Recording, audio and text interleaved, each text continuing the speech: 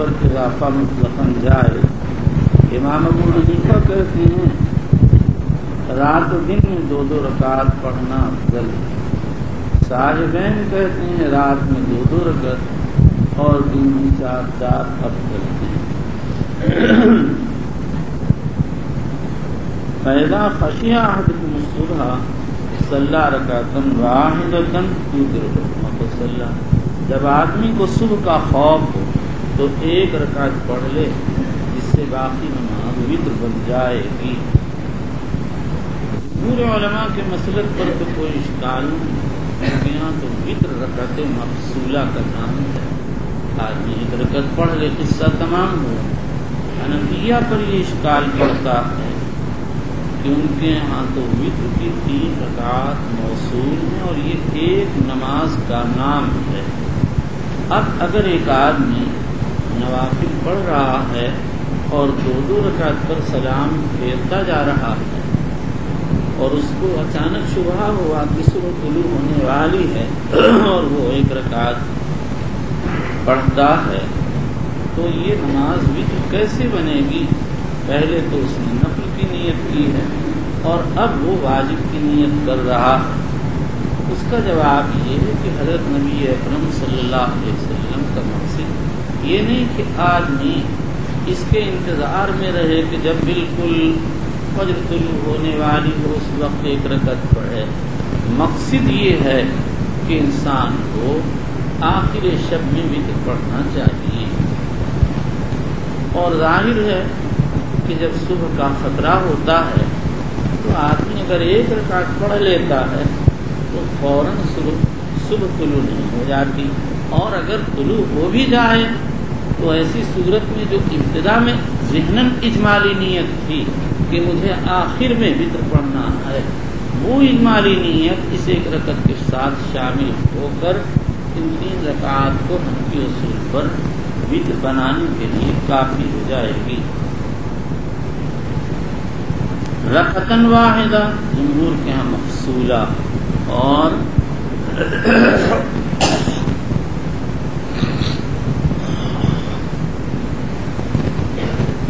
احناف کے یہاں موصولہ.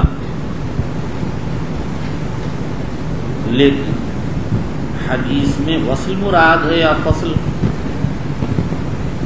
اس کی تعین کے لیے راوی حدیث کو دیکھنا پڑے گا. ان کے متعلق ان کے تلمیذ نافع کہتے ہیں کان یسلم بین الرکعۃ والرکعتین فی الوتر حتی یامر ببعض حال.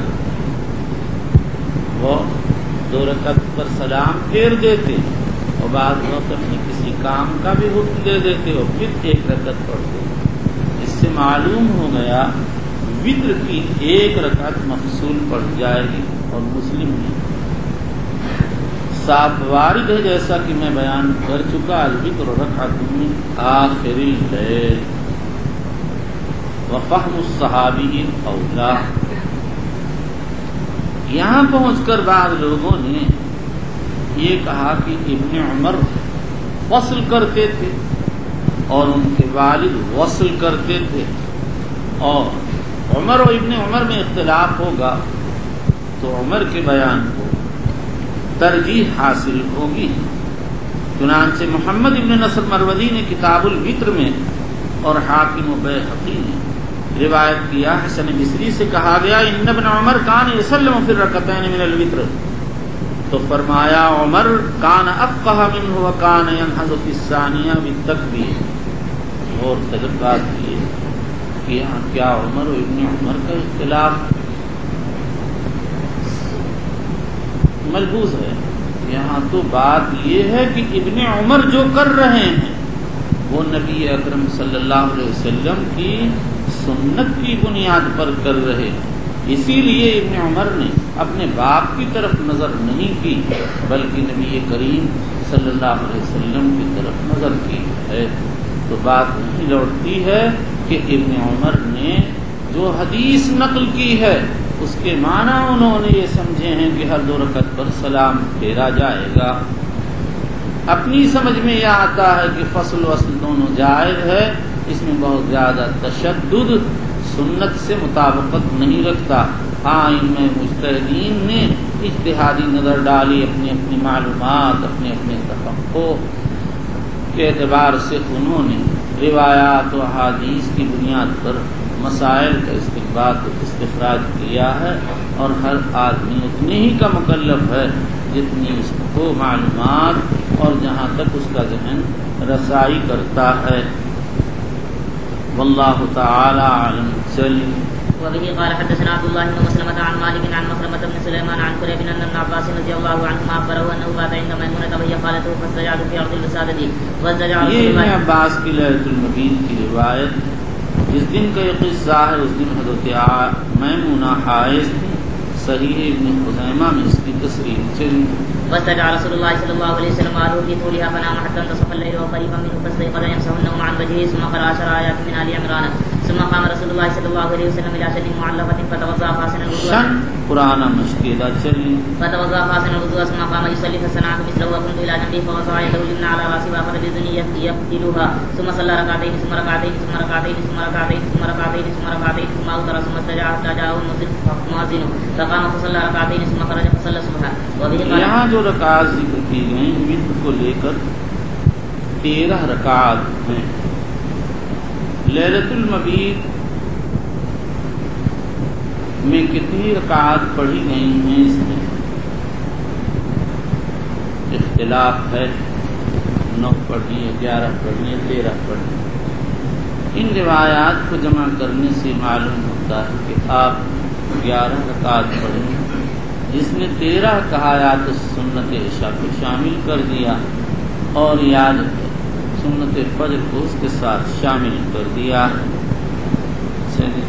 وبه قال حدثنا يحيى بن سليمان قال حدثني عبد الله بن وهب قال اخبرني عمرو بن الحارث ان عبد الرحمن بن القاسم حدثه ونبيه ان عبد الله بن عمر قال قال رسول الله صلى الله عليه وسلم صلاة الليل مثنى مثنى فإذا أردت أن تنصرف فاركع ركعة توتر لك ما صليت قال القاسم ورأينا أناسا منذ أدركنا يوترون بثلاث وإن كلا لواسع وارد ولا يكون بشيء منه بأس۔ وبه قال حدثنا أبو اليمان قال أخبرنا شعيب بن الزهري قال حدثني عروة أن عائشة رضي الله عنها أخبرته أن رسول الله صلى الله عليه وسلم كان يصلي 11 ركعة كانت تلك صلاته تعني بالليل فيسجد سجدة من ذلك قدر ما يقرأ أحدهم 50 آية قبل أن يرفع رأسه ويرفع۔ یہ سجدہ صلاتیہ تھا یا بعد الصلاۃ ہوتا تھا، دونوں نظریات۔ امام نسائی کی رائے ہے کہ بعد الصلاۃ ہوتا تھا، مگر علامہ ابن تیمیہ نے اس کی تردید کی ہے، فرماتے ہیں سجدہ مقصولہ نہیں ہوتا۔ چلیے۔ ويركع ركعتين قبل صلاة الفجر ثم يضطجع على شق الأيمن حتى يأتيه المؤذن للصلاة۔ وبالإسناد المتصل منا إلى أمير المؤمنين في حديث رسول الله صلى الله عليه وسلم أبي عبد الله البخاري رضي الله تعالى عنه قال باب ساعات الوتر۔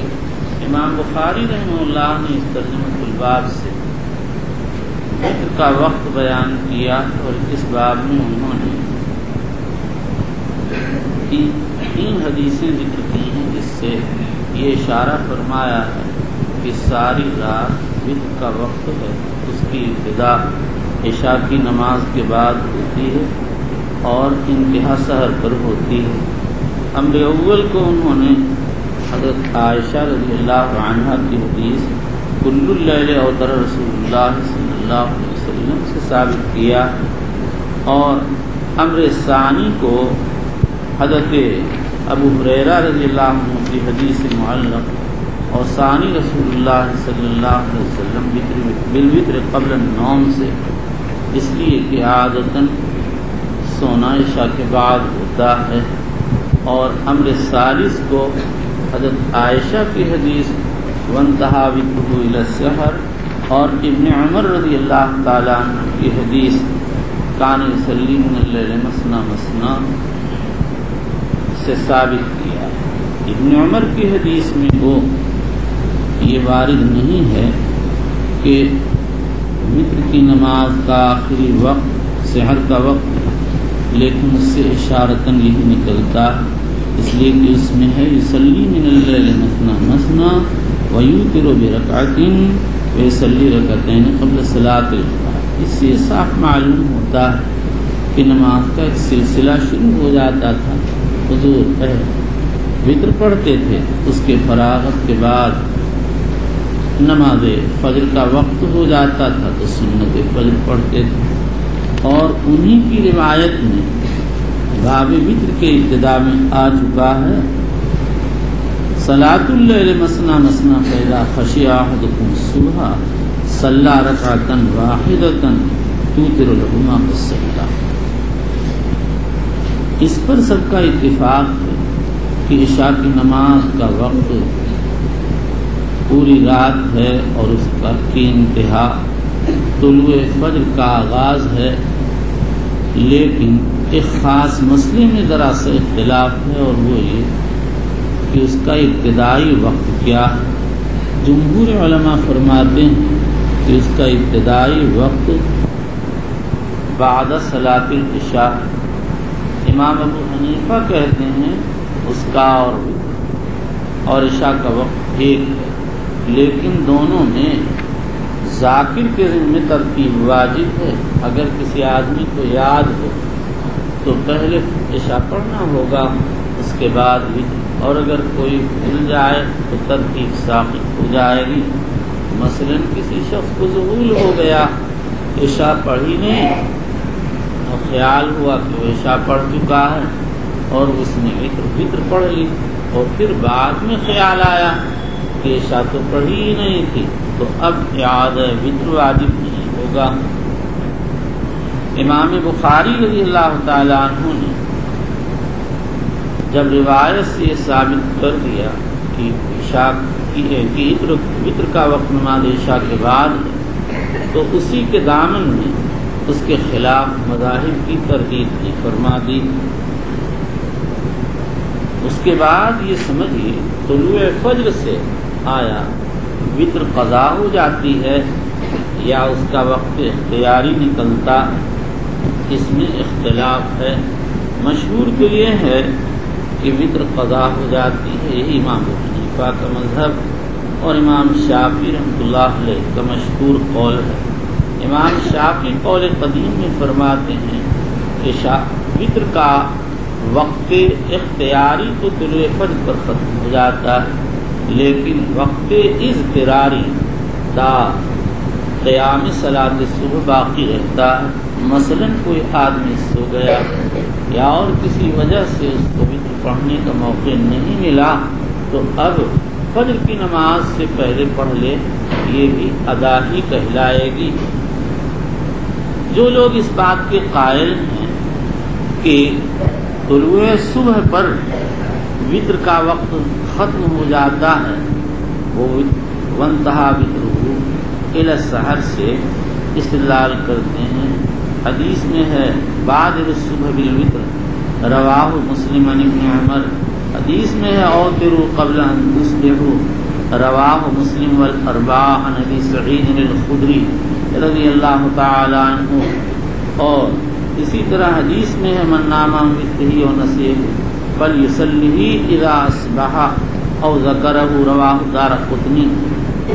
اور بعض روایات میں صاف صاف وارد بھی ہوا ہے ووقتها ما بین العشاء الى طلوع الفجر، رواہ احمد بن معاذ بن جبل۔ لیکن ایک روایت میں فصلوها فيما بين صلاۃ العشاء الى صلاۃ الفجر ہے، جس سے معلوم ہوتا ہے کہ نماز فجر کے وقت تک وقت رہتا ہے۔ اس لیے محققین علماء نے تقسیم کر دی اور یہ کہہ دیا کہ طلوع فجر تک تو وقت اختیاری باقی رہتا ہے، اور طلوع فجر کے بعد تا قیام صلاۃ الصبح وقت اضطراری باقی رہتا ہے۔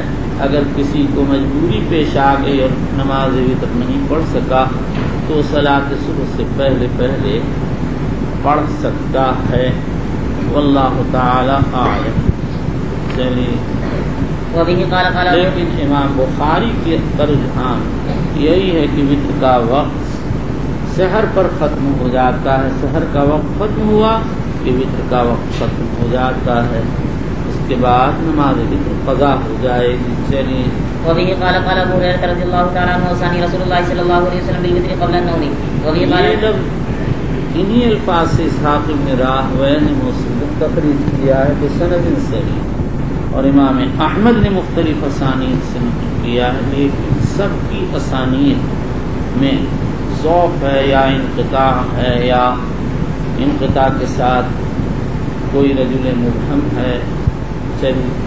وبه قال حدثنا ابو النعمان قال حدثنا حماد بن زيد قال حدثنا انس بن سيرين قال قلت لابن عمر ارايت ركعتين قبل صلاه الغداء يطيل فيهما القراءه قال كان النبي صلى الله عليه وسلم يصلي من الليل مثنى مثنى ويوتر بركعتين ويصلي ركعتين قبل صلاه الغداء وكأن الاذان باذنيه. اذان سے اقامت مراد ہے اور مقصود تعجیل ہے. ابن عمر نے جواب دے دیا کہ سنت فجر کو طویل کیا جائے گا. اصل سنت یہی ہے کہ سنت فجر خفیف پڑھی جائے. امام ابو حنیفہ رحمۃ اللہ علیہ کہتے ہیں اگر کسی کا رات کو وظیفہ چھوٹ جائے تو سنت فجر میں پورا کر سکتا ہے، لیکن یہ انہوں نے اپنے مذہب کی بنیاد پر کہا ہے. ان کے یہاں فجر میں اسفار ہے، اس لیے سنت پڑھنے والے کو لمبا وقت مل سکتا ہے تو وہ اپنا قرآن کا چھوٹا ہوا وظیفہ پورا کر سکتا ہے. چلیے. قال حماد بن ابي سرعه وبه قال حدثنا عمر بن حفص قال حدثنا ابي قال حدثنا الاعمش قال حدثني مسلم عن مسروق عن عائشه رضي الله عنها قالت كل الليل اوتر رسول الله صلى الله عليه وسلم وانتهى وتره الى السحر. وبه قال ولسناد المتصل من حضور صلی اللہ علیہ وسلم نے ساری رات وتر ادا کی، کبھی اول میں کبھی اوسط میں کبھی آخر، لیکن آپ کی وتر سحر پر ختم ہو جاتی تھی، یعنی اس کے بعد مؤخر نہیں کرتے تھے. یہی امام بخاری رحمۃ اللہ علیہ کا مقصد ہے. ایک مقصد یہ ہے کہ آخر زمانے میں حضور وتر آخری وقت میں ادا کرتے تھے. ابو داؤد ترمذی میں ہے وانتہا وترہ الی السحر حین مات. اس سے اس دوسرے معنی کی تائید ہوتی ہے. چلیے.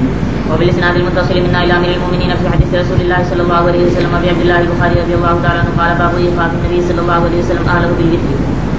امام بخاری نے اس ترجمۃ الباب سے وتر کے اہمیت کی طرف متوجہ کیا ہے کہ حضرت نبی اکرم صلی اللہ تعالی علیہ وسلم نے اتنا اہتمام فرمایا کہ اپنے گھر والوں کو وتر کے لیے جگاتے تھے.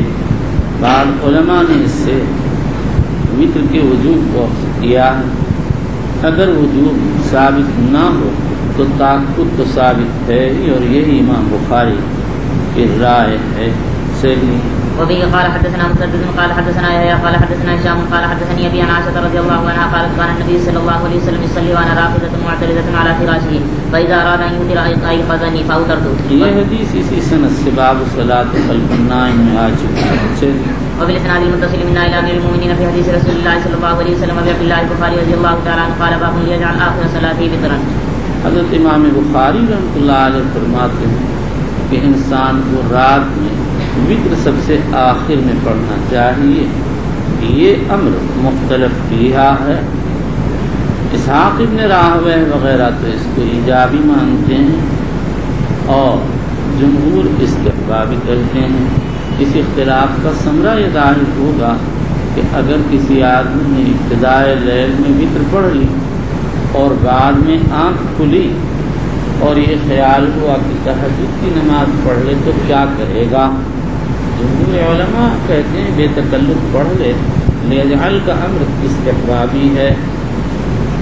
لیکن جو لوگ اس کو ایجابی مانتے ہیں وہ یہ کہتے ہیں ایک رکعت بنیت نقض وتر پڑھے، اس کے بعد نوافل پڑھے، پھر اخیر میں دوبارہ وتر پڑھے گا. جمہور علماء کی طرف سے اس پر یہ اشکال کیا گیا کہ طلق بن علی کی حدیث میں قال النبی صلی اللہ علیہ وسلم لا وتران فی لیلۃ، رواہ ابو داؤد والنسائی وصححہ ابن خزیمہ وابن حبان. حافظ ابن حجر کہتے ہیں کہ اس قسم، لیکن اسحاق ابن راہویہ وغیرہ کی طرف سے جواب یہ ہے کہ یہاں دو وتر ہوئی ہی نہیں. جب انسان نے ایک رکعت بنی تھے نقض وتر پڑھ لی تو اس نیت کی وجہ سے یہ رکعت وتر کے ساتھ موصول ہو کر شفاع بن گیا. اس کے بعد پھر اب اخیر میں یہ شخص وتر پڑھے گا. لا وترانے سے اعتراض تو جب ہوتا جب آدمی نقض وتر کیے بغیر صلاۃ وتر بار بار ادا کرتا. حقیقت یہ ہے کہ نقض وطر کا مسئلہ صحابہ میں مختلف بھی رہ چکا ہے، اس لیے اس میں بہت تشدد نہیں ہے۔ حضرت امام احمد فرماتے ہیں میں خود تو کرتا نہیں، لیکن اگر کوئی اس کی طرف جائے تو گنجائش ہے۔ حضرت عثمان وغیرہ اکابر صحابہ سے نقض وطر کا قول نقل کیا گیا۔ وبه قال حدثنا مسدد قال حدثنا يحيى بن سعيد عن عبد الله قال باب مجھے لکھ کے دینا رہا ہے۔ وبه قال حدثنا مسدد ایسے تو وطر کی ساری تقریر ہی ایسی تھی کہ لکھ کے دیتے تھے، اگر ہمت کو تو کر دیا گئے۔ چلو وبه قال حدثنا مسدد قال حدثنا يحيى بن سعيد عن عبد الله قال حدثني نافع عن عبد الله بن عمر رضي الله عنهما عن النبي صلى الله عليه وسلم قال اجعلوا آخر صلاتكم بالليل وترا، وفي الاسناد المتسلمين الى امير المؤمنين في حديث رسول الله صلى الله عليه وسلم عبد الله البخاري رضي الله تعالى عنه قال باب الوتر على الدابة۔ مقصد ظاہر ہے، یعنی سواری پر وطر پڑھنا جائز ہے، نبی اکرم صلی اللہ تعالی علیہ وسلم سے ثابت ہے۔ امام بخاری رحمۃ اللہ علیہ نے اس باب کو یہاں لا کر اس طرف ہی اشارہ فرما دیا کہ نماز وطر واجب نہیں، اس لیے کہ واجب تو سواری پر ادا نہیں کیا جاتا ہے۔ جو لوگ وطر کو واجب کہتے ہیں وہ اس کے دو جوابات دیتے ہیں۔ پہلا جواب تو یہ ہے کہ نبی کریم صلی اللہ علیہ وسلم پر ہو سکتا ہے وطر واجب ہو، لیکن آپ کے لیے خاص طور سے سواری پر پڑھنے کی اجازت بھی ہو۔ یہ جواب تو بہت اچھا ہے، مگر اشکال یہ ہے کہ صحابی جو حدیث کے راوی ہیں وہ خصوصیت کے قائل نہیں ہیں۔ ابن عمر رضی اللہ تعالی عنہ نے سعید ابن یسار کے زمین پر اتر کر وطر پڑھنے پر نکیر کرتے ہوئے یہ کہا الیس لک فی رسول اللہ اسوۃ حسنہ، انہوں نے جواب دیا بلا، فرمایا فإن رسول اللہ صلی اللہ علیہ وسلم کان یوتر علی البعید۔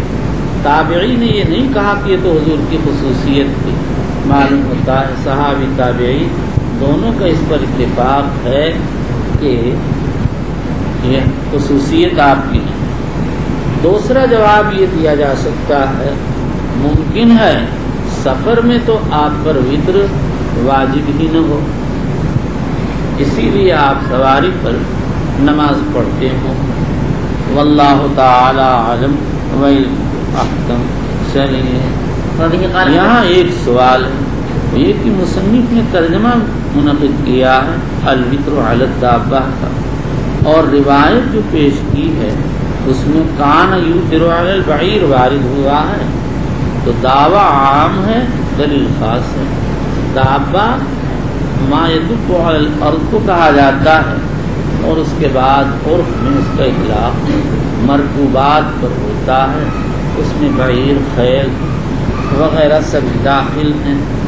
اس کا جواب یہ ہے کہ امام بخاری رضی اللہ تعالیٰ عنہ نے وطر علی البعیر سے وطر علی الدابہ کا مسئلہ کیا، اس لیے کہ بعیر احد و افراد الدواب ہے، دواب کے افراد میں سے ہے، اور جب ایک فرد دابہ پر ثبوت ہو گیا تو اسی سے مطلقاً دواب پر وطر پڑھنے کا ثبوت ہو گیا۔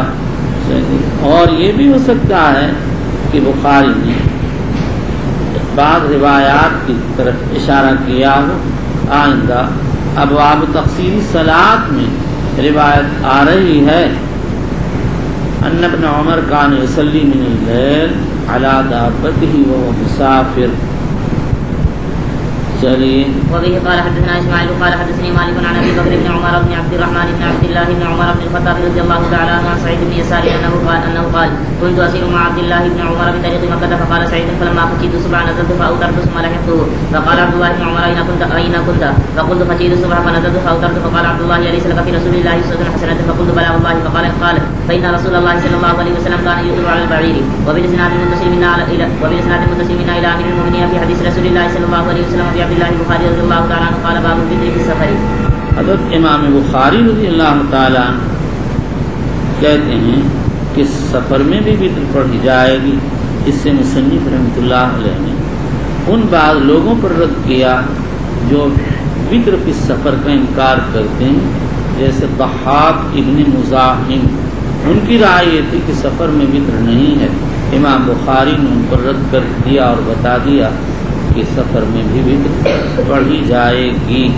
چلیے وبه قال حدثنا موسى بن اسماعيل قال حدثنا جويرية بن اسماء عن نافع عن ابن عمر رضي الله عنهما قال كان النبي صلى الله عليه وسلم يصلي في السفر على راحلته حيث توجهت به يومي ايماء صلاة الليل الا الفرائض ويوتر على راحلته.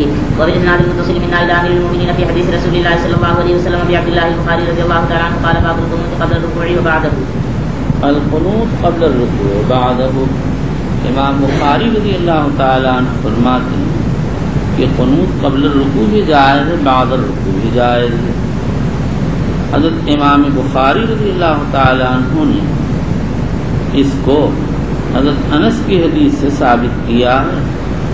سئل انس اقنت النبی صلی اللہ علیہ وسلم فی الصبح قال فقیل او قنت قبل الرکوع قال بعد الرکوع یسیرا۔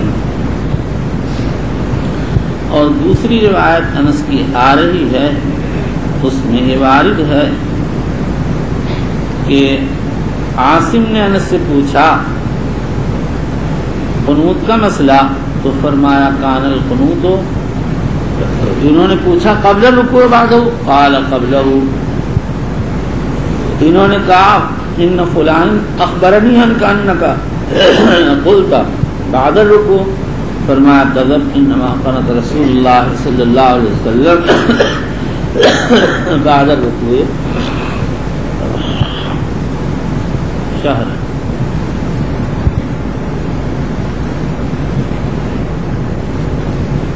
نبی اکرم صلی اللہ علیہ وسلم نے رکوع کے بعد ایک مہینے وتر پڑھا، قنوت پڑھا۔ بہرحال یہ ثابت ہو گیا کہ حضور نے رکوع سے پہلے بھی قنوت پڑھا، رکوع کے بعد بھی، اور انس کی روایت سے بات ثابت کہ بعد الرکوع قنوت نازلہ پڑھا جب سریہ بیر معونہ اور سریہ منذر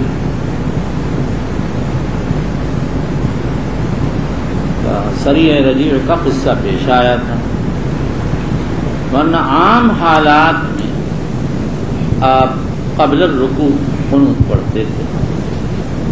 اب یہ بات جب متعین ہو چکی کہ قنوت بعد الرکوع آپ نے ایک مہینے پڑھا، تو یہ بات واضح ہو گئی کہ قنوت نازلہ بعد الرکوع۔ اب وہ کون سا قنوت ہے جو قبل الرکوع ہے؟ وہ قنوت وتر ہی ہوگا۔ تو اس سے یہ بات نکل آئی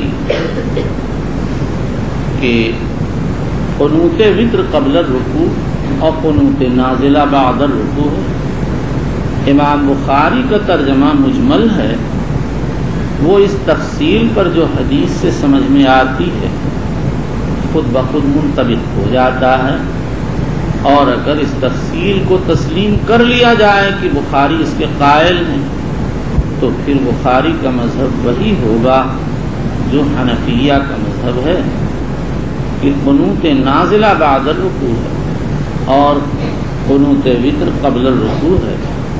آگے اس کی وضاحت آ رہی ہے۔ پھر اس کے بعد قنوت میں چند مسائل مختلف کیا۔ پہلا مسئلہ یہ ہے کہ قنوت کا حکم کیا ہے۔ جمہور علماء فرماتے ہیں قنوت سنت ہے، حنفیہ کہتے ہیں واجب ہے، اور ان حضرات نے سوید ابن غفلہ کے اثر سے سہارا لیا ہے۔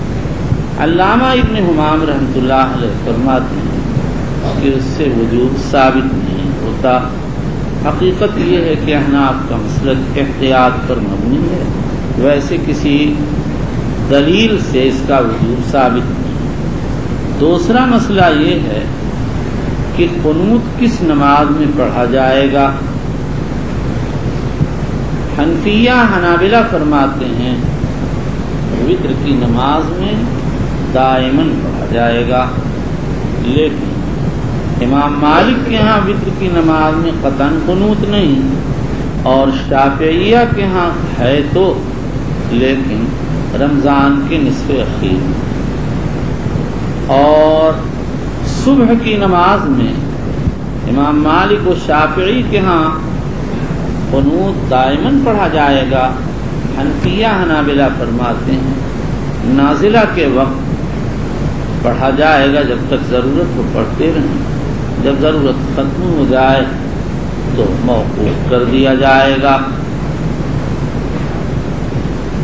تیسرا مسئلہ، یہ 3 مسئلے ہو گئے، ایک فجر کا دوسرا۔ چوتھا مسئلہ یہ ہے کہ قنوت کا وقت کیا ہے۔ مالکیہ کہتے ہیں القنوت کلہ قبل الرکوع، شافعیہ حنابلہ کہتے ہیں القنوت کلہ بعد الرکوع، اور حنفیہ کہتے ہیں قنوت الوتر قبل الرکوع و قنوت النازلۃ بعد الرکوع۔ اور میں بتا چکا کہ انس کی جو مفصل روایت آ رہی ہے اس سے یہی بات ثابت ہوتی ہے، اور بظاہر بخاری کا ترجمہ کو مجمل ہے، لیکن روایت مفصلہ کی بنیاد پر جس کو خود انہوں نے پیش کی ہے، یہی کہا یا سمجھا جائے گا کہ امام بخاری رضی اللہ عنہ بھی اسی تفصیل کے قائل ہیں۔ اس کے علاوہ دعائے قنوت میں بھی اختلاف ہے۔ حنفیہ سورہ حمد و خلا کو پسند کرتے ہیں، دوسرے حضرات حضرت حسن ابن علی کی حدیث کے قنوت اللہم اہدنی فیمن ہدیت کو پسند کرتے ہیں۔ سورہ حمد و خلا کا ثبوت آثار سے ہے، اور قنوت حسن کا ثبوت حدیث مرفوع سے ہے، اس لیے بعض علماء احناف بھی اسی کی ترجیح کی طرف مائل ہیں۔ چلیے،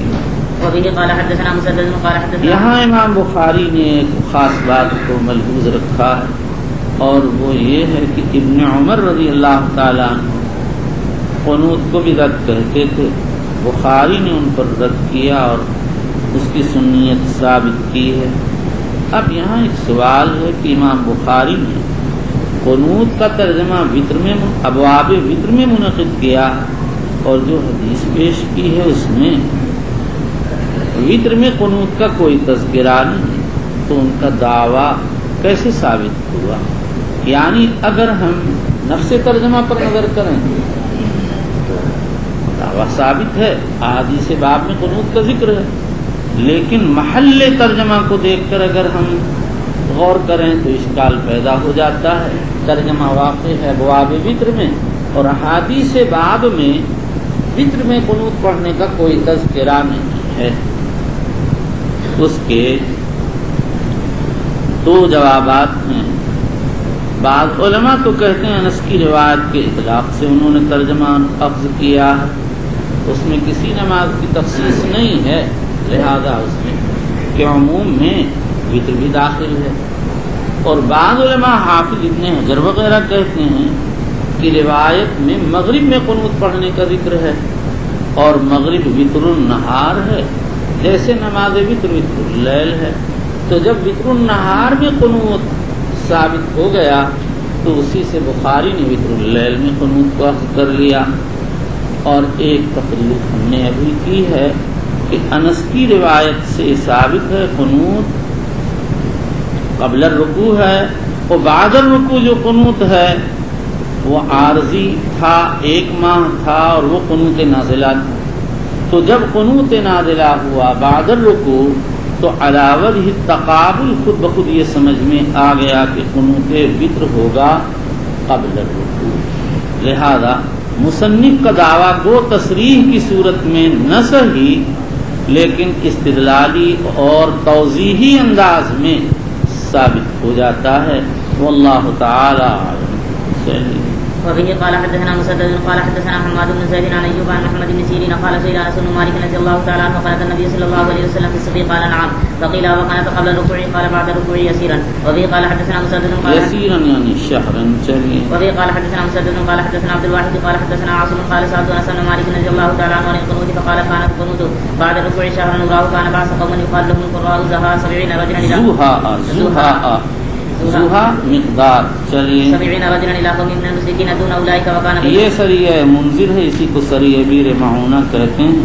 نبی اکرم صلی اللہ علیہ وسلم نے سفر میں سریہ روانہ فرمایا تھا. ریل و ذکوان کے قبائل نے ان کو شہید کر دیا تو آپ نے قنوت نازلہ پڑھا. اس سے یہ ثابت ہو گیا کہ قنوت نازلہ کی مشروعیت سفر سن 4 میں ہوئی ہے. چلیے. وكان بينهم وبين رسول الله صلى الله عليه وسلم وكان بينهم وبين رسول الله صلى الله عليه وسلم عهد، یعنی نبی کریم صلی اللہ علیہ وسلم نے سریہ قرہ جس علاقے میں بھیجا وہاں کے مشرکین سے آپ کا معاہدہ تھا. اس کی وضاحت یہ ہے کہ آپ کی خدمت میں ابو برا مالک ابن عامر آیا تھا اور بعض روایات سے، اور یہ اس نے آپ سے بات کی، آپ کو اسلام کی دعوت دی.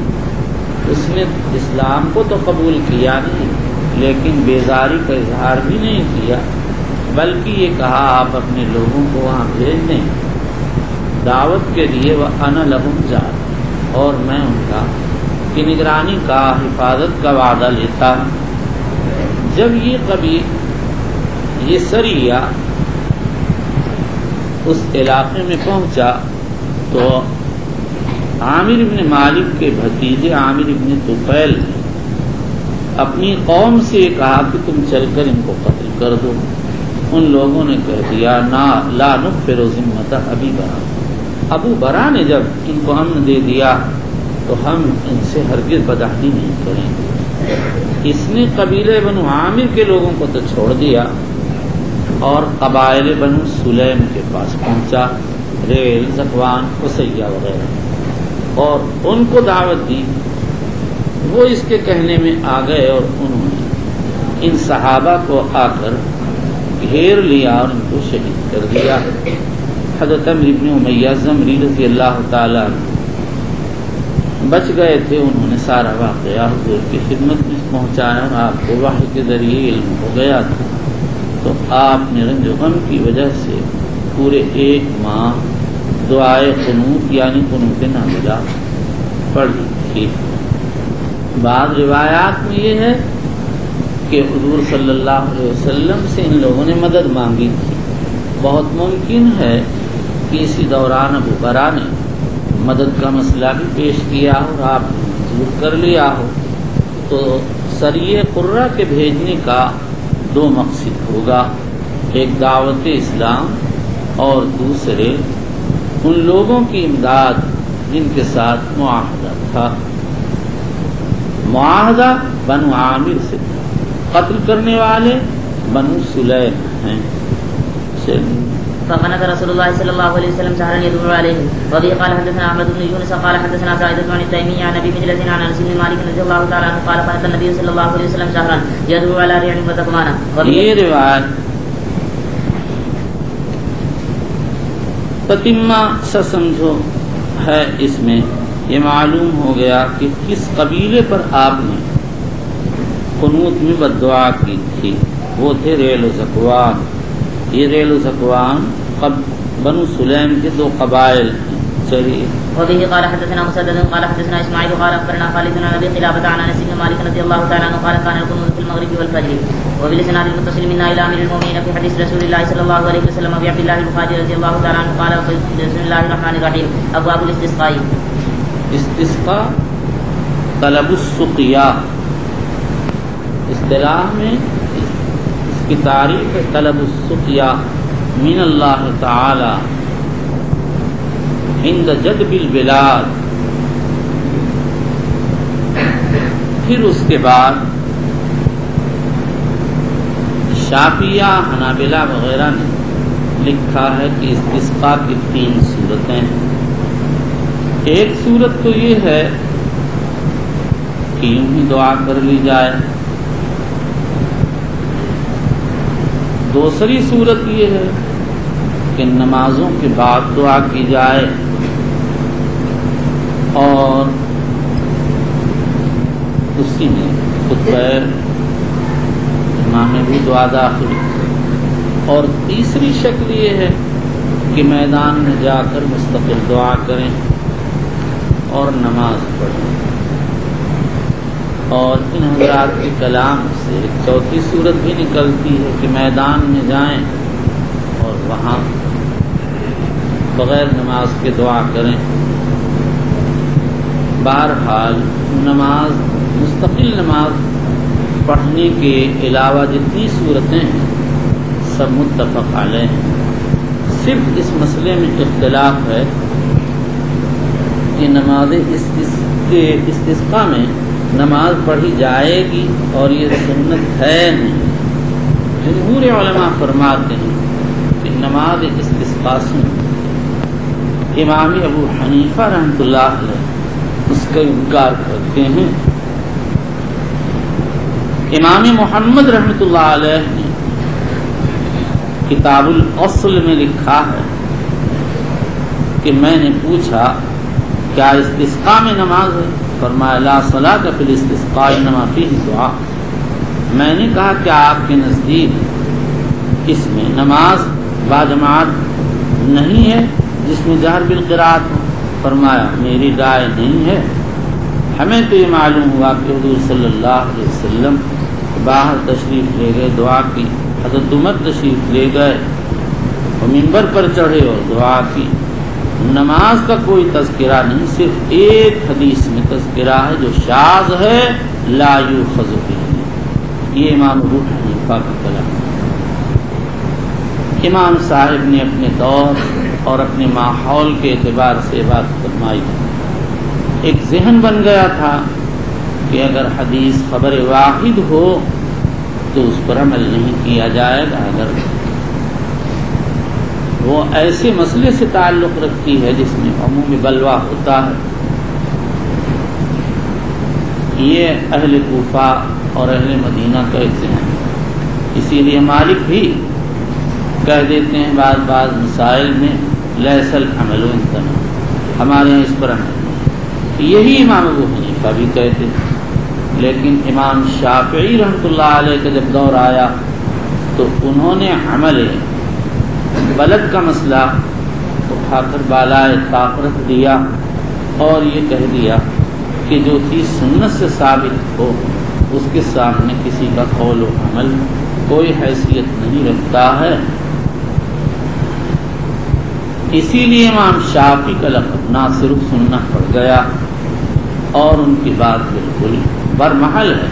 کوئی بڑے سے بڑا ہے ہو، ایک ہو یا جماعت، وہ غیر معصوم ہے.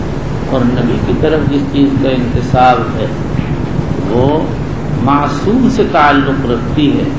تو جو چیز ثابت عن المعصوم ہو اس کو اس پر ترجیح ہوگی جو ثابت عن غیر المعصوم ہو. اس کے بعد یہ سمجھیے کہ نماز استسقاء کسی ایک روایت سے ثابت نہیں ہے بلکہ اس سلسلے میں 5 احادیث وارد ہوئی. نمبر 1 عبداللہ ابن زید ابن عاصم کی حدیث جو صحاح ستہ میں وارد. نمبر 2 ابن عباس کی حدیث جو سنن اربع اور صحیح ابن حبان میں. نمبر 3 حضرت عائشہ کی حدیث جو ابو داؤد اور صحیح ابن حبان مستدرک حاکم میں ہے. نمبر 4 ابو ہریرہ کی حدیث جو امام احمد الطحاوی و ابو عوانہ نے تخریج کی اور اس کے رجال ثقات. اور ایک بعد میں حدیث انس ابن مالک سے منقول ہے. موفق ابن قدامہ اور ابن حجر اسقلانی نے اس کو ابو محمد ابن قتیبہ کے کتاب و غریب الحدیث کے حوالے سے نقل کیا ہے. لیکن ابن قتیبہ کی غریب الحدیث کا جو نسخہ چھپ کر آیا ہے اس میں اس کا مجھ کو کوئی سراغ نہیں لگا. ہاں طبرانی نے معجم اوسط میں حضرت انس بن مالک کی ایک روایت ضرور نقل فرمائی ہے لیکن اس کی سند واہی ہے مجاشع ابن عمرو، اس کا راوی غیر معتبر ہے، یحییٰ ابن معین نے اس کی تکذیب کی ہے۔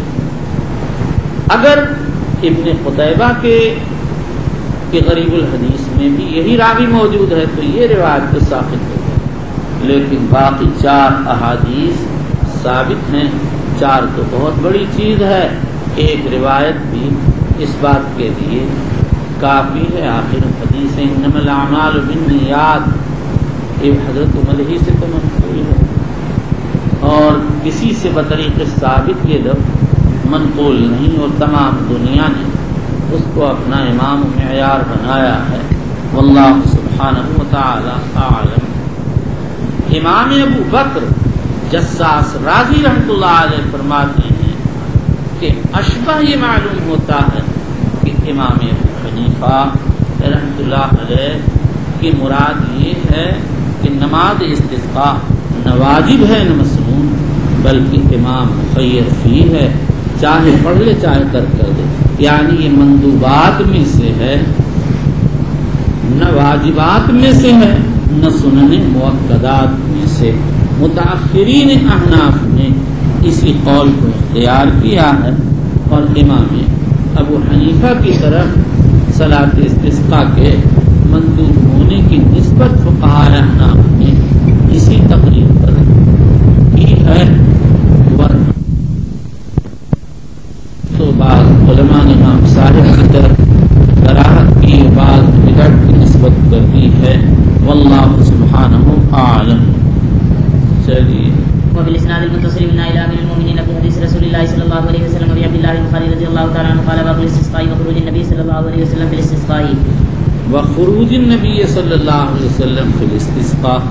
امام بخاری رضی اللہ تعالی عنہ بتانا چاہتے ہیں کہ نماز استسقاء میں حضرت نبی اکرم صلی اللہ تعالی علیہ وسلم باہر تشریف لے گئے تھے، یعنی نماز استسقاء میدان میں ہوگا، اور یہ بات معقول بھی ہے۔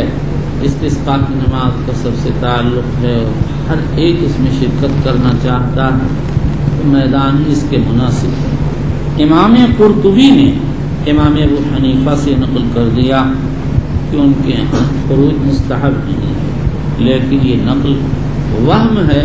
امام ابو حنیفہ رحمۃ اللہ علیہ خروج کے منکر نہیں۔ ابھی کتاب الاصل کے حوالے سے ہم نقل کر آئے ہیں کہ امام صاحب رحمۃ اللہ علیہ خروج کے قائل ہیں۔ ایسا لگتا ہے قرطبی کو اشتباہ لگ گیا۔ امام ابو حنیفہ چونکہ صلاۃ کا انکار کرتے تھے، انہوں نے یہ سمجھ لیا انکار کا تعلق جیسے صلاۃ سے ہے ایسے ہی خروج للصلاۃ سے بھی ہے، حالانکہ امام صاحب کے انکار کا تعلق صرف اول سے ہے، ثانی سے نہیں۔ وبالاسناد المتصل من الى امير المؤمنين في حديث رسول الله صلى الله عليه وسلم ابي عبد الله البخاري رضي الله تعالى عنه قال حدثنا ابو نعيم قال حدثنا سفيان عن عبد الله بن ابي بكر عن عباد بن تميم عن عمه قال خرج النبي صلى الله عليه وسلم يستسقي وحول رداءه وبالاسناد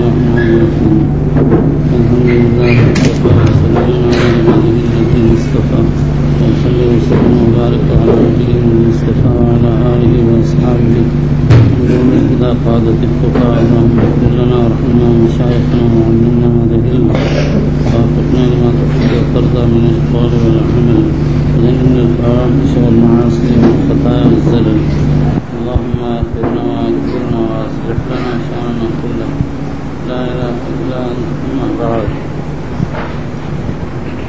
خرج النبي صلی اللہ تعالی علیہ وسلم یستسقی۔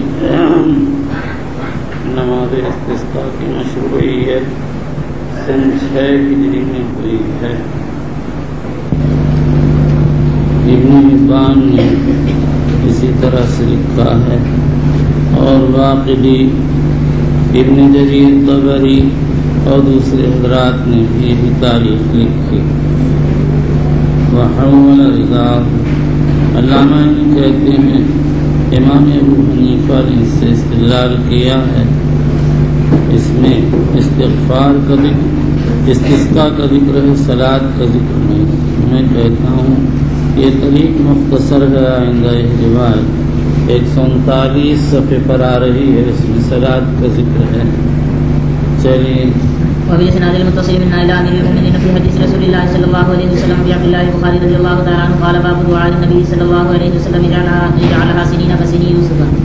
امام بخاری کے ترجمے کی غرض حافظ ابن حجر اسقلانی کہتے ہیں مقصد یہ ہے کہ جیسے مومنین کے لیے دعا مشروع ایسے ہی کافرین کے حق میں بد دعا مشروع ہے، یا یہ بتانا چاہتے ہیں کہ جب نماز میں کافروں کے حق میں بد دعا کی جا سکتی ہے تو اس سے یہ بات نکلتی ہے کہ مومنین کے لیے نماز میں دعا کی جا سکتی ہے، اسی سے صلاۃ استسقاء کا ثبوت ہوتا ہے۔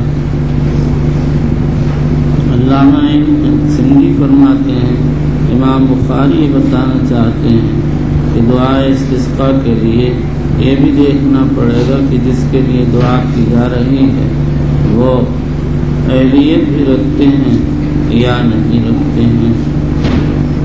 اس میں جو پہلا احتمال ہے وہ زیادہ قوی معلوم ہوتا ہے۔ چلیے وبه قال حدثنا قتيبة قال حدثنا مغيرة بن عبد الرحمن عن ابي الزناد عن الأعرج عن ابي هريرة رضي الله تعالى عنه ان النبي صلى الله عليه وسلم كان اذا رفع راسه من الركعة الآخرة يقول اللهم انجِ عياش بن ابي ربيعة، اللهم انجِ سلمة بن هشام، اللهم انجِ الوليد بن الوليد، اللهم انجِ المستضعفين من المؤمنين، اللهم انصر اللہ کمزور مومنین کو نجات عطا فرما۔ اللهم انصر غداتك على اے اللہ تو اپنی پکڑ کو قبیل مضر پر سخت کر دے۔ اس حدیث پاک میں قبیل مضر کے حق میں بددعا وارد ہے، اور ابن مسعود کے حدیث میں صفحہ 74 پر آیا ہے اللہم علیک بقریش، اے اللہ قبیل قریش کو پکڑ لے۔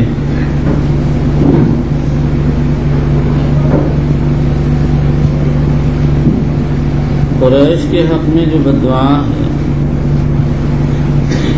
حافظ ابن حجر فرماتے ہیں کہ ابن مسعود کی حدیث میں جو بددعا ہے وہ تو مکے کا واقعہ ہے، اور ابو ہریرہ کی حدیث میں جو بددعا ہے وہ قریش ہی کے حق میں ہے لیکن وہ مدینے کا واقعہ ہے۔ حضرت شیخ رحمۃ اللہ علیہ فرماتے ہیں ابو ہریرہ کی حدیث میں جو بددعا ہے اس کا تعلق قبیلہ مضر سے ہے۔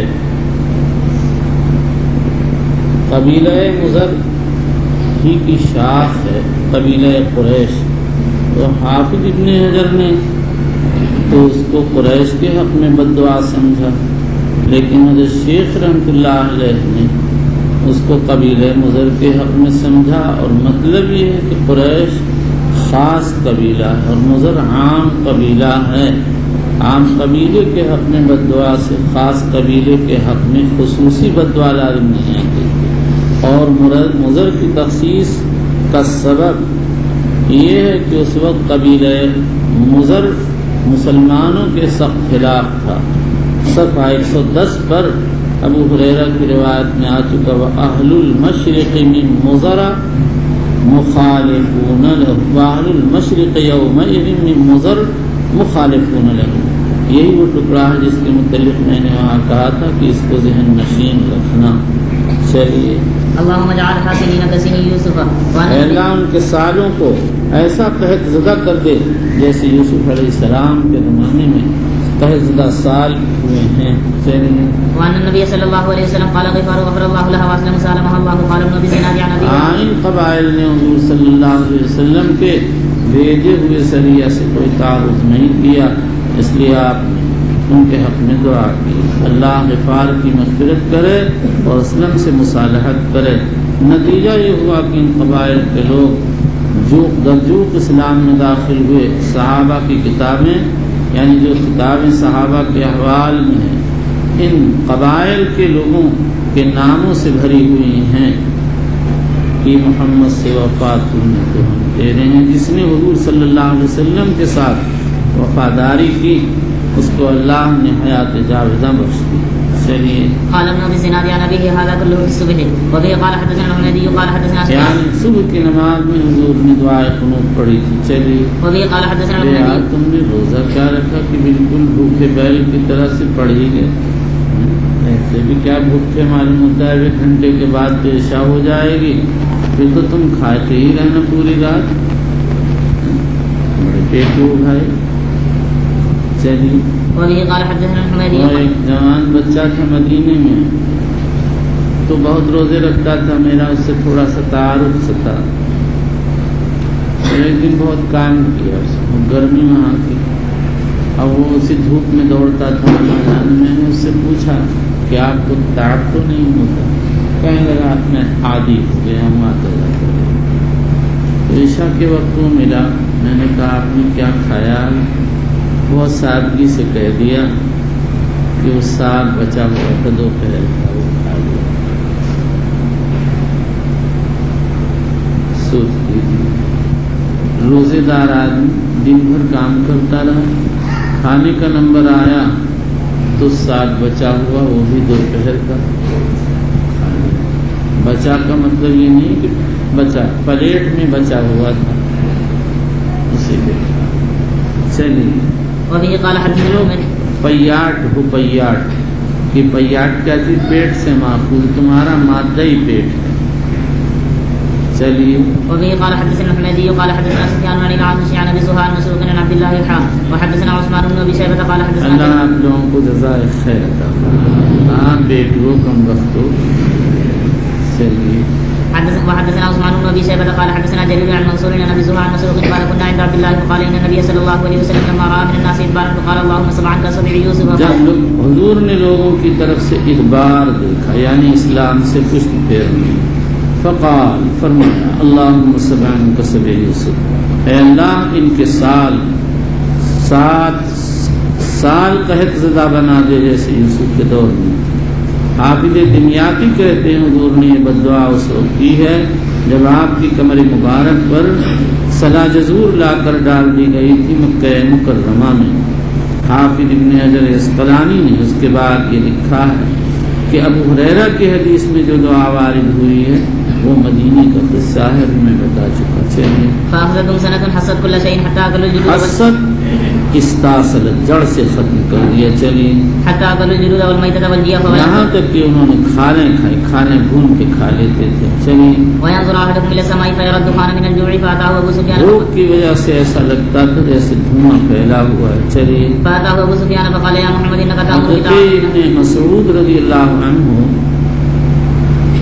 چلو آگے بتا دیں. فقال يا محمد انك تأمر بطاعة الله بصلة الرحم وان قومك قد هلكوا فادعوا الله لهم. فقال الله عز وجل فارتقب يوم تأتي السماء بدخان مبين الى قوله. ابو سفیان کا یعنی مکہ مکرمہ کا قصہ.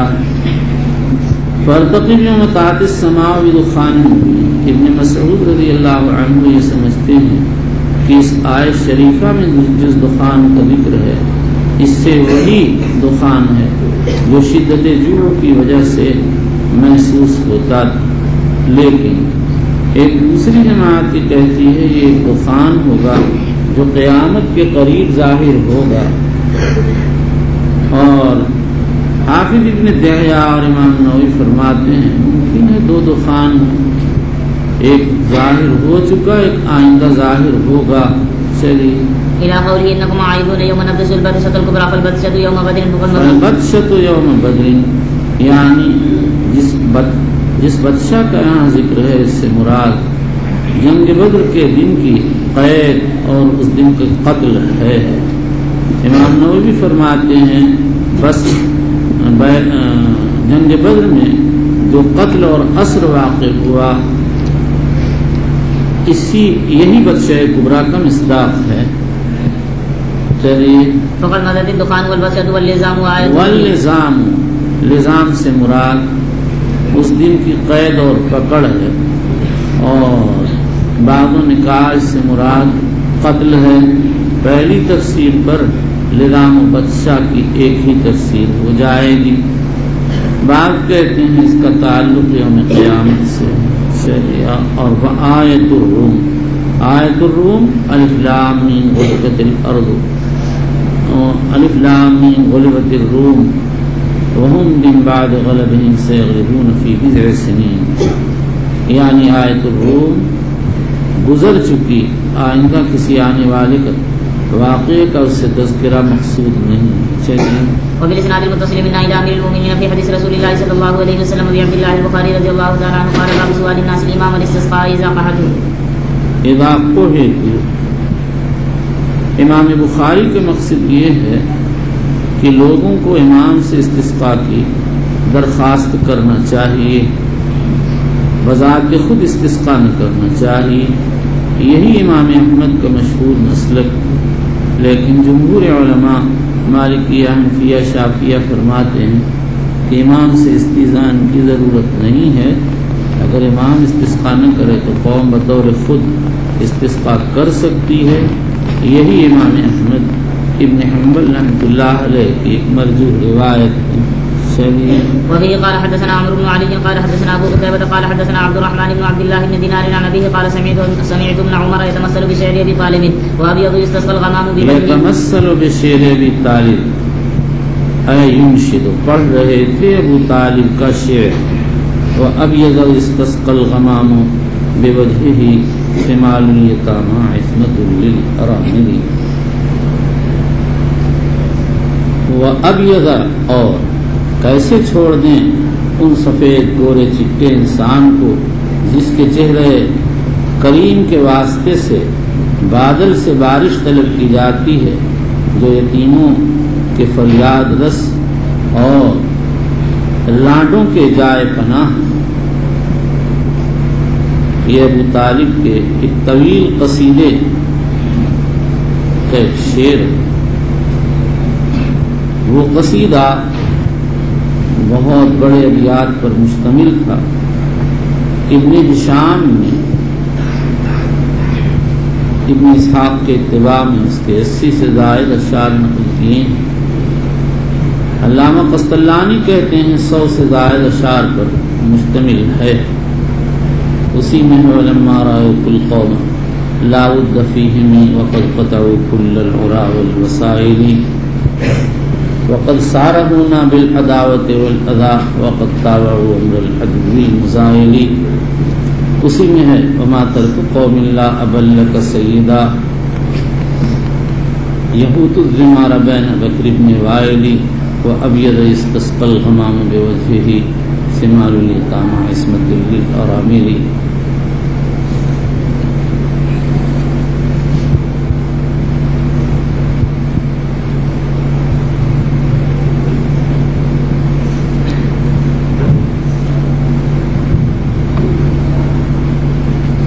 اسی میں کذبتم ببیت اللہ نبزی محمدا ولما نطعن حولہ وننازلی، تو ابیض یہ منصوب ہے، سیدن پر عطف ہے۔ یہ کیسے معلوم ہوا ابو طالب کو کہ حضور صلی اللہ علیہ وسلم کے چہرے کے ذریعے بارش طلب کی جاتی ہے؟ بعض علماء فرماتے ہیں کہ جو جیسا ہوتا ہے اس کے اطوار، اس کے اخلاق آداب اس پر دلالت کرتے ہیں۔ آپ کے حالات سے ایسا اندازہ ہوتا تھا کہ آپ ایسے ہی، اور بعض علماء فرماتے ہیں اس طرح سے واقعہ پیش آیا ہے۔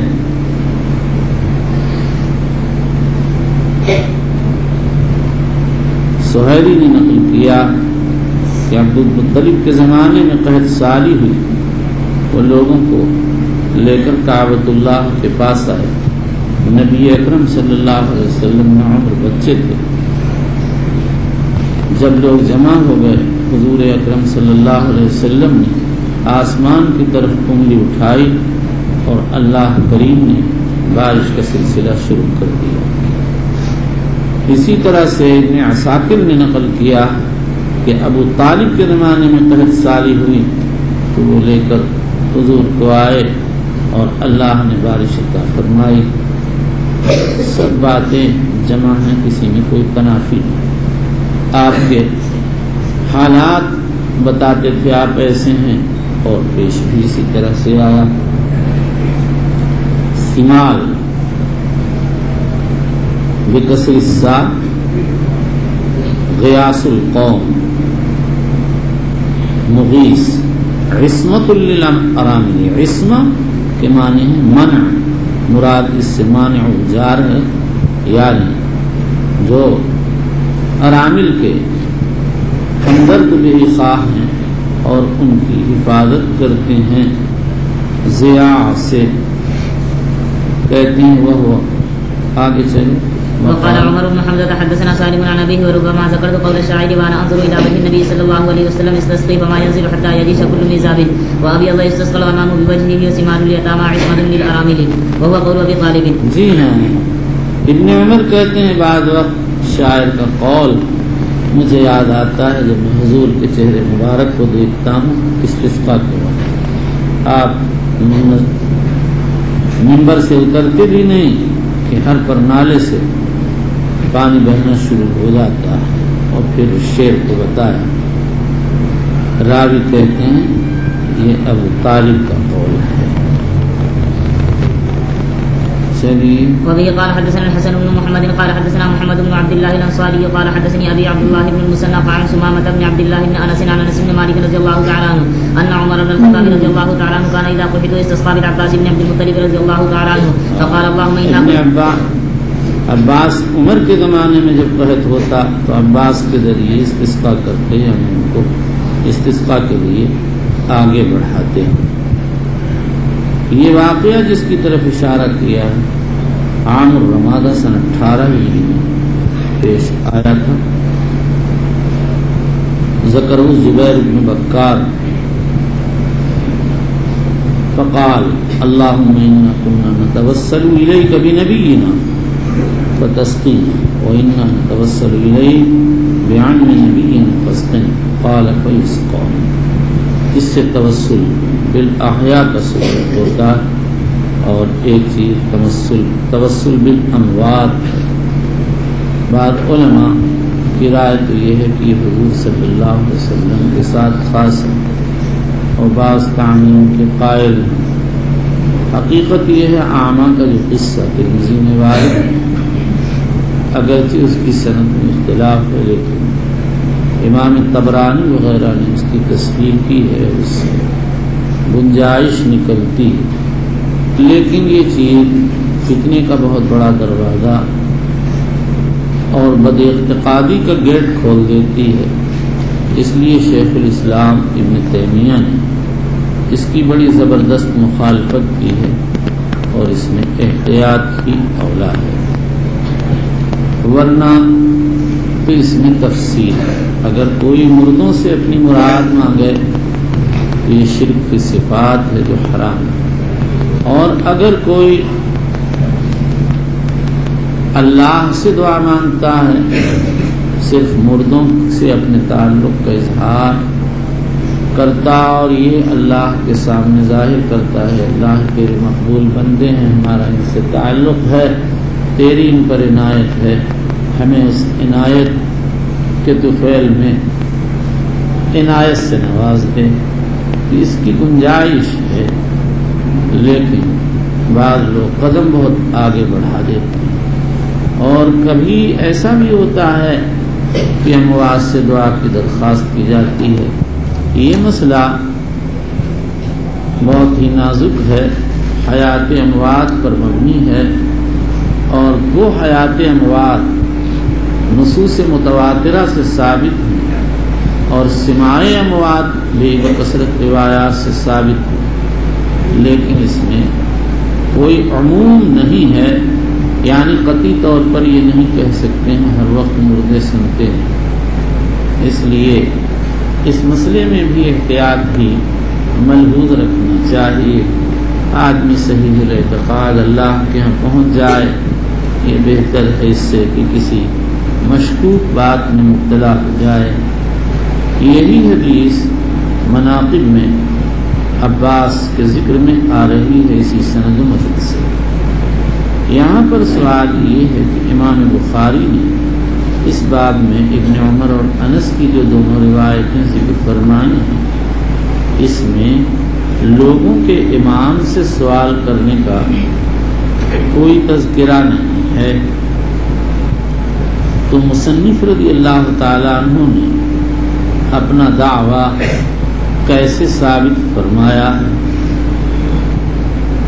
علامہ ابن رشید کو کہتے ہیں اگر بخاری اس ترجمے کے تحت ابن مسعود کی وہ حدیث لاتے جو باب گزشتہ میں لا چکے ہیں تو زیادہ بہتر ہوتا، زیادہ واضح بات تھی، مگر اس کا جواب یہ ہے کہ ابن مسعود کی حدیث میں سائل مشرک تھا اور سوال ناصل امام کا ترجمہ عام ہے، لہذا ابن مسعود کی حدیث اس ترجمے کے مطابق نہیں ہے۔ اس کا جواب یہ دیا جا سکتا ہے کہ جب کافر سوال کر سکتا ہے تو غیر کافر یعنی مسلمان کا سوال تو بدلے اولا جائز ہوگا۔ یہاں پر امام اسماعیلی رحمۃ اللہ علیہ نے یہ اشکال کیا ہے کہ یہ دونوں حدیثیں ترجمے پر دلالت نہیں کرتی، اس میں سوال الناس کا کوئی ذکر نہیں۔ علامہ ابن رشید کہتے ہیں کہ امام بخاری نے اپنا دعویٰ بطریق اولویت ثابت کیا، اس لیے کہ روایتوں میں یہ ثابت ہے کہ لوگ حضور صلی اللہ علیہ وسلم کے ذریعے استسقاء کرتے تھے اور اللہ بارش دے دیتے تھے، تو اگر آپ کے وسیلے سے استسقاء کرنے پر بارش مل جاتی تھی تو آپ کو براہ راست آگے بڑھا دینے اور آپ سے دعا کی درخواست کرنے میں زیادہ بارش ملنے کی امید تھی۔ ہمارا خیال یہ ہے، حافظ کی بات بھی سن لو، حافظ ابن حجر عسقلانی کہتے ہیں کہ امام بخاری نے بعض دیگر طرق کی طرف اشارہ کیا ہے۔ امام بیہقی وغیرہ نے ابو طالب کے شعر کے قصے میں ننس سے ایک حدیث نقل کی، ایک اعرابی آیا اور حضور صلی اللہ علیہ وسلم سے کہنے لگا اتیناک وما لنا بعیر یعق ولا امارنا بعیر یعق ولا سبیل یغط، اور اس کے بعد اشعار پڑھے، اس کے بعد ایک شعر پڑھا اور اس میں کہتا ہے وَلَيْسَ لَنَا إِلَّا إِلَيْكَ فِرَارُنَا وَأَيْنَ فِرَارُ النَّاسِ إِلَّا إِلَى الرُّسُلِ۔ نبی اکرم صلی اللہ علیہ وسلم نے چادر شریف اٹھائی اور منبر پر تشریف لائے اور دعا کی اللہم اسقنا، اور فرمایا اگر ابو طالب زندہ ہوتے تو ان کی آنکھیں ٹھنڈی ہو جاتی، ہے کوئی جو ان کا شعر پڑھ دے؟ حضرت علی کہنے لگے یا رسول اللہ شاید آپ نے ان کا شعر وَأَبْيَضَ اسْتَسْقَى الْغَمَامُ بِوَجْهِهِ مراد لیا ہے۔ اس سے ابن عمر کی حدیث کی ترجمے سے مناسب ظاہر ہو گئی، اور انس کی جو حدیث ذکر کی ہے اس کے بعض طرق میں وارد ہے كانوا اذا قعدوا على عهد النبي صلی اللہ علیہ وسلم استسقوا به فيستسقي لهم فيسقون۔ اسماعیلی نے اس روایت کو تخریج فرما کر فرمایا اگر یہ روایت بخاری لاتے تو ترجمے کے مناسب تھی۔ حافظ ابن حجر کہتے ہیں بخاری نے اپنی عادت کے مطابق اس کی طرف اشارہ کیا ہے، یہ کوئی انوکھی بات نہیں۔ میرا خیال یہ ہے والغیب عند اللہ کہ امام بخاری رضی اللہ تعالی عنہ نے ابن عمر رضی اللہ تعالی عنہ کی حدیث میں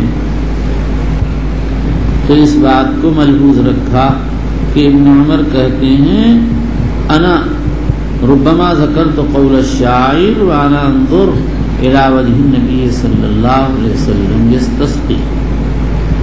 اس سے بات اشارتاً سمجھ میں آتی ہے کہ لوگ حضور صلی اللہ علیہ وسلم کی خدمت میں دعا کی درخواست کرتے تھے اور پھر آپ لوگوں کے لیے استسقاء فرماتے تھے، اور یہ مضمون اللہم انا کنا نتوسل الیک بنبینا فتسقینا سے بھی نکلتا ہے، کیونکہ توسل بالنبی کا مطلب یہی ہے کہ ہم حضور کی خدمت میں درخواست پیش کرتے تھے اور آپ ہمارے لیے دعائے استسقاء کرتے تھے۔ واللہ عالم وعلمہ احکم۔ چلیے یہ باب مجھے لکھ کے دینا، سوال مناسب پورا جو کچھ ترجمے کے تحت روایت کے تحت کہا گیا سب. چلیے وفي الاسناد المتصل منا الى امير المؤمنين في حديث رسول الله صلى الله عليه وسلم ابي عبد الله البخاري رضي الله تعالى عنه قال باب تحويل الرداء في الاستسقاء. امام بخاری علیہ الرحمۃ کہتے ہیں جب استسقاء کیا جائے تو ردا کی تحویل کر لی جائے. تحویل ردا چادر کو پلٹ لینا. آیا استسقاء کرتے ہوئے چادر پلٹی جائے گی یا نہیں؟ امام ابو حنیفہ انکار کرتے ہیں اور کہتے ہیں حضور صلی اللہ تعالی علیہ وآلہ وسلم نے بطور تفاعل کے ایسا کیا تھا، ہم کو کیا معلوم. لیکن جمہور علماء حتیٰ کہ صاحبین فرماتے ہیں کہ چادر کی تحویل کی جائے گی. اسی کو امام طحاوی نے اختیار کیا ہے اور یہی مفتہ بھی ہے. پھر اس کے بعد اور جب اللہ کے رسول نے کام کیا تو ہم تقلیداً آپ کے اتباع میں وہی کام کریں گے. اس کے بعد پھر حنفیہ یہ کہتے ہیں صاحبین کہ صرف امام تحویل کرے، باقی لوگ نہیں. لیکن ائمہ ثلاثہ حاضرین کی تحویل کے بھی قائل ہیں اور مسند احمد میں اسی حدیث میں وَتَحَوَّلَ النَّاسُ مَعَهُ وارد ہوا ہے. وہ یہ لفظ نقل کرنے میں ابن اسحاق منفرد ہیں. سفیان ثوری، سفیان ابن عیینہ اور مالک ابن انس کی روایت میں اس کا کوئی ذکر نہیں. لیکن بہرحال ابن اسحاق کی روایت حسان میں شمار کی جاتی ہے، اور جب ان کی روایت کا کوئی معارض نہیں ہے تو خام خواہ اس کو رد کرنے کی کوئی ضرورت نہیں. اس کے بعد ائمہ ثلاثہ کہتے ہیں لیکن عورتیں تحویل نہیں کریں گی. پھر تحویل میں یہ ہوتا ہے کہ ایمن کو ایسر اور ایسر کو ایمن کر لیا جاتا ہے. یہی امام احمد کا مسلک ہے. امام شافعی رحمہ اللہ تعالی فرماتے ہیں اگر چوگوشی چادر ہو تو اس میں اس کے ساتھ تنکیس بھی سنت ہے، کیونکہ حضور صلی اللہ علیہ وسلم نے اس کا ارادہ فرمایا تھا. امام مالک تنکیس سے منع کرتے ہیں، لیکن امام محمد رحمۃ اللہ علیہ مربع میں تنکیس کے قائل ہیں چوگوشی چادر میں. اور اس کی شکل یہ ہے کہ آدمی چادر کے دائیں گوشے کو بائیں ہاتھ سے اور بائیں گوشے کو دائیں ہاتھ سے نیچے سے پکڑ لے اور پھر اس کو اوپر کی طرف اٹھائے تو ایمن ایسر ہو جائے گا اور ایسر ایمن ہو جائے گا اور اسفل اعلیٰ ہو جائے گا اور اعلیٰ اسفل بن جائے گا. یہ رومال طرح لپٹ جاتا ہے ورنہ تمہیں کر کے دکھاتا ہے. ہمارے استاد مولانا امیر احمد صاحب رحمۃ اللہ علیہ نے ہمیں کر کے دکھایا تھا.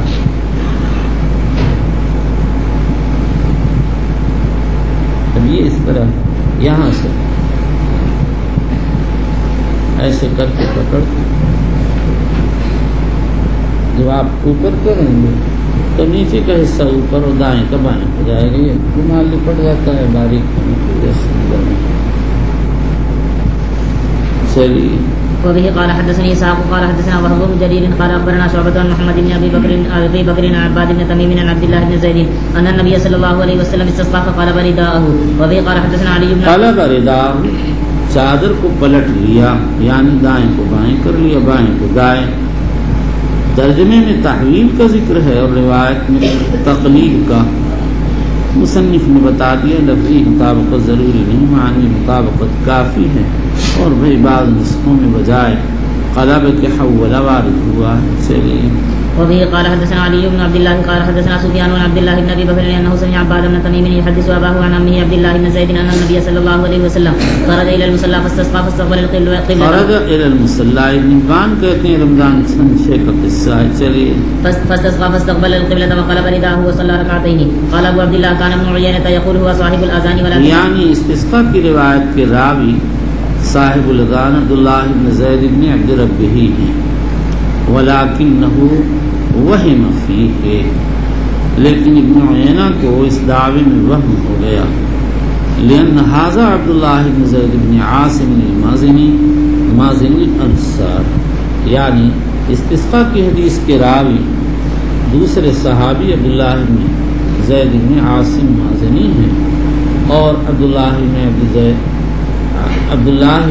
بن عبد ربہ دوسرے صحابی ہیں جنہوں نے اذان کو خواب میں دیکھا تھا. اسی طرح امام نسائی دارقطنی نے ابن عیینہ کی بات کو وہم قرار دیا ہے. چلیے. کہتے ہیں کہ جیسے امام ترمذی کہ عبداللہ بن زید بن عبد ربہ کی تو کل ایک ہی حدیث ہے، حدیث الاذان، لیکن یہ صحیح نہیں. ان کی 2 حدیثیں اور بھی ہیں جن کو میں ابواب الاذان میں ذکر کر آیا ہوں، اور عبداللہ بن زید بن عاصم کی کئی روایتیں. چلیے. وبالاسناد المتصل من الى امير المؤمنين في حديث رسول الله صلى الله عليه وسلم ابي عبد الله البخاري رضي الله تعالى عنه قال باب انتقاد ربي عز وجل من خلقه بالقحط اذا انتهك محارمه. امام بخاری اس ترجمۃ الباب سے قحط کا سبب بتاتے ہیں. فرماتے ہیں جب محارم الہیہ کا انتہاک اور حرمات کا ارتکاب کیا جاتا ہے تو اللہ قحط میں مبتلا کر دیتے ہیں. مطلب یہ ہے کہ لوگوں کو محرمات سے پرہیز کرنا چاہیے. یہاں پر مصنف نے دعویٰ ذکر کیا، کوئی روایت ذکر نہیں کی. ابن رشید فرماتے ہیں اس باب کے مناسب ابن مسعود کی وہ حدیث ہے جو ابھی 2 باب پہلے آ چکی ہے. غالباً بخاری نے کسی اور سند سے اس کو ذکر کرنے کا ارادہ کیا تھا لیکن موقع نہیں مل سکا. حضرت شیخ فرماتے ہیں بخاری نے کیونکہ قریب ہی میں وہ روایت ذکر کی تھی اس لیے اشارے پر اکتفا فرما لیا. چلیے. وبالاسناد المتصل من الى امير المؤمنين في حديث رسول الله صلى الله عليه وسلم ابي عبد الله البخاري رضي الله تعالى عنه قال باب الاستسقاء في المسجد الجامع. امام بخاری رضی اللہ تعالی عنہ یہ بتانا چاہتے ہیں کہ استسقاء کے لیے خروج شرط نہیں ہے. اگر جامع مسجد میں استسقاء کر لیا جائے تو کافی ہے. اور بعض علماء یہ فرماتے ہیں بخاری نے اس ترجمۃ الباب سے استسقاء کی بعض صورتوں کو ذکر کیا ہے اور یہ بتایا ہے کہ استسقاء کے لیے نماز لازم نہیں ہے. یہ تقریر میرے نزدیک ضعیف ہے. آئندہ اس کی وجہ بتائی جائے گی. بعض علماء یہ فرماتے ہیں امام بخاری نے یہ بتایا ہے، ایک توہم کو دور کیا، اور وہ یہ کہ مسجد میں استسقاء کرنا دنیاوی حوائج کا سوال ہے. حالانکہ مساجد کو صلاۃ و ذکر و تلاوت کے لیے بنی ہیں. تو امام بخاری نے اس توہم کو دور کر دیا اور بتا دیا کہ استسقاء اللہ سے دعا ہے اور دعا اذکار میں سے ہے، جیسے اور اذکار جائے دعا بھی جائے. یہ صرف نکات ہیں ورنہ صحیح غرض وہی ہے جو اولاً ذکر کی گئی ہے اور شراح کرام نے اسی کو ذکر کیا ہے. چلو. وبه قال حدثنا محمد قال حدثنا ابو زمرة انس بن عياض قال حدثنا شريك بن عبد الله بن ابي نمير انه سمع انس بن مالك رضي الله تعالى عنه يذكر ان رجلا دخل يوم الجمعة من باب كان بجاه المنبر ورسول الله ان رجلا دخل يوم الجمعة من باب كان بجاه المنبر. یہ واقعہ غزوہ تبوک سے واپسی پر پیش آیا. حضرت عبد السلمی کی روایت میں جو انس کی روایت کے ہم معنی ہے اس کی تصریح آئی ہے اخرجہ البیہقی فی الدلائل، لیکن اس میں یہ تصریح ہے کہ یہ سوال کرنے والا خارجہ ابن حصن تھا.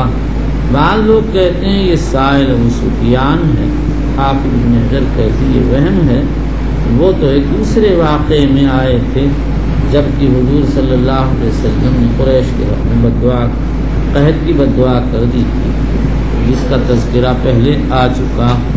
بعض حضرات کہتے ہیں کہ یہ سوال کرنے والے کعب بن مرہ ہیں۔ حضرت شیخ فرماتے ہیں یہ وہم ہے، اس لیے کہ کعب بن مرہ نے تو اس وقت سوال کیا تھا جبکہ حضور صلی اللہ علیہ وسلم نے نماز قنوت میں قریش کے حق میں قحط کی بددعا کی تھی، اور یہ واقعہ سن 4 کا ہے۔ خلاصہ یہ ہے کہ جب آپ نے مکے میں قحط کی بددعا کی، جس کا ابن مسعود کی حدیث میں ذکر ہے، تو ابو سفیان نے کہا تھا، اور جب سن 4 میں آپ نے قریش کے حق میں بددعا کی اور قحط پڑ گیا تو کعب بن مرہ نے آ کر درخواست پیش کی تھی، اور جب یوں ہی بارش کی ضرورت محسوس ہوئی تو غزوہ تبوک سے واپسی پر خالدہ ابن حصن نے درخواست پیش کی۔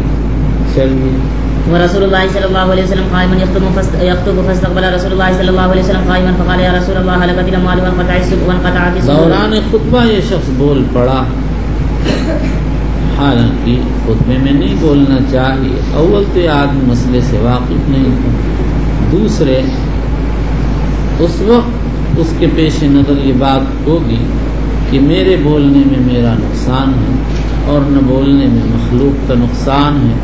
اس نے اپنے نقصان پر مخلوق کے نقصان پر اپنے نقصان کو ترجیح دی اور برداشت کیا۔ یہاں سوال یہ ہے کہ صحابہ نے کیوں نہیں درخواست پیش کی؟ اس کا جواب یہ ہے کہ حضرات صحابہ ایسے مواقع میں حضور صلی اللہ علیہ وآلہ وسلم کو دیکھتے تھے کہ آپ کا کیا رجحان ہے، اور ادب کو ملحوظ رکھتے تھے، اپنی طرف سے کوئی بات نہیں کہتے تھے۔ چلیے فدعوا الله ان يغيثنا قال فرفع رسول الله صلى الله عليه وسلم يديه فقال اللهم اسقنا اللهم اسقنا اللهم اسقنا قال انس فلا والله ما نرى في السماء من سحاب ولا قزعه ولا شيء ولا بادل تھا نہ بادل کا کوئی ٹکڑا، بادل تو ظاہر قضا کہتے ہیں بادل کے چھوٹے سے ٹکڑے کو۔ چلیے ولا بيننا وبين سل من بيت ولا دار، ہمارے اور کوئی سل کے مابین کوئی بیت و دار نہیں تھا، یعنی بس سامنے کوئی صلاح تھا۔ چلیے قال فتلعب من ورائه سحابة مثل الترس فلما کوئی صلاح کے پیچھے سے ایک بادل کا ٹکڑا نمودار ہوا اور بھی چھوٹا، مثل الترس۔ بعض روایات میں اور بھی بعض الفاظ آئے ہیں جس نے جس وقت دیکھا اس وقت کا حال بیان کیا۔ چلیے فلما توسطت السماء انتشر السماء امطرت، وسط سما پر جب پہنچا پھیل گیا۔ چلیے ثم امطرت قال والله ما رأينا شمسا سبتا ثم دخل سبتاً ایک ہفتے ہم کو سورج نظر نہیں آیا، اور حاشیے کا نسخہ ستاً یہ تحریف ہے، اور اگر صحیح مان لیا جائے تو بظاہر راوی نے اس دن کو خارج کر دیا جس دن دعا کی گئی، اور اس دن کو خارج کر دیا جس دن بارش رکی ہے، بیچ کے 6 دن لے لیے۔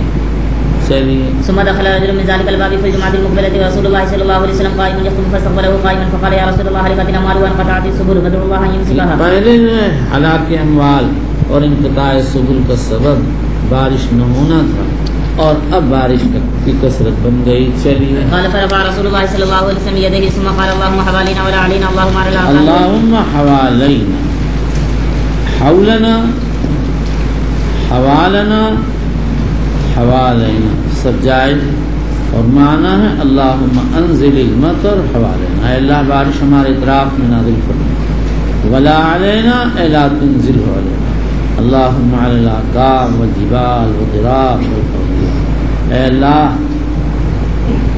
بارش اتار دے ٹبوں پر، پہاڑوں پر، چھوٹے چھوٹے پہاڑوں پر اور نالیوں میں، ومنابت الشجر اور درخت اگنے کی جگہ۔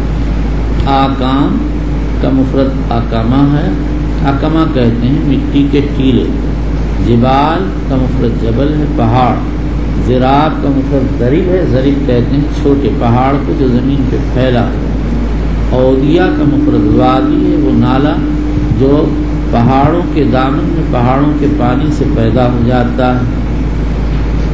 قال فانقطعت وخرجنا نمشي في الشمس، قال شریک فسالت انس اهو الرجل الاول قال لا ادری، یعنی دوبارہ سوال کرنے والا وہ پہلے ہی ہے جس نے بارش کی سوال کی تھی. تو انس نے فرمایا لا ادری.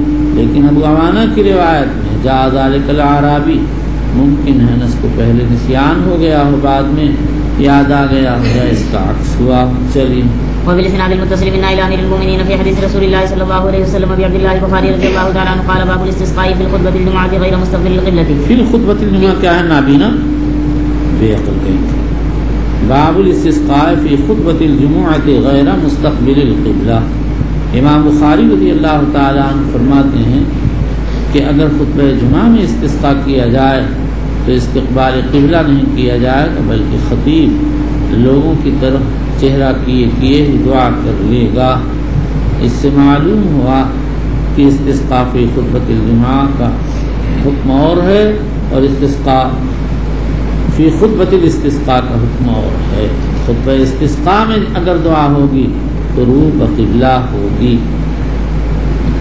امام بخاری نے اس سے یہ بھی اشارہ کیا کہ جمعے کے دن اگر دعا استسقاء ہو تو خطبہ جمعہ میں خطبہ استسقاء مندرج ہو جائے گا، نئے خطبے کی ضرورت نہیں ہے. اور جن لوگوں نے اس سے اخذ کر لیا کہ نماز استسقاء نہیں اور دعا استسقاء اور خطبہ استسقاء نہیں ہے، ان کا استدلال بعید ہے. چلیے. وبه قال حدثنا قتيبة بن سعيد قال حدثنا اسماعيل بن جعفر عن شريك عن انس بن مالك رضي الله تعالى عنه ان رجلا دخل المسجد يوم الجمعة من باب كان نحو دار القضاء ورسول الله صلى الله عليه وسلم قائم يخطب فاستقبل رسول الله نحو دار القضاء. دار القضاء مدینہ منورہ میں ایک مکان تھا، اس کو دار القضاء اس لیے کہتے ہیں کہ وہ حضرت عمر رضی اللہ عنہ کی ملک تھا. ان کے دن میں بیت المال کا 86,000 درہم دین تھا، وہ ان کے دین کی ادائیگی میں فروخت کر دیا گیا.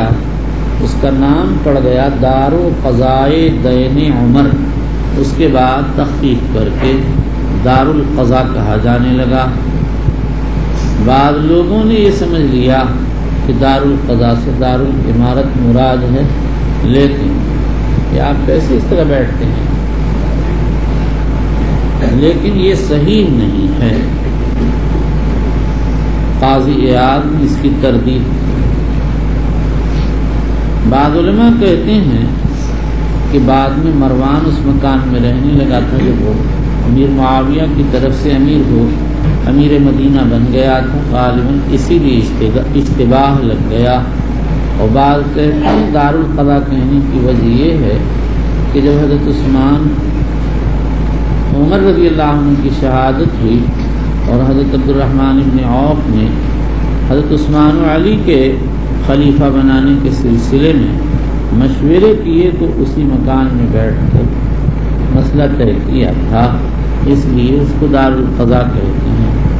تو ممکن ہے دار القضاء کہنے کا اصل سبب تو قضاء دین ہو اور پھر اس کے بعد وہ دیگر اسباب بھی جمع ہو گئے. واللہ اعلم. چلیے.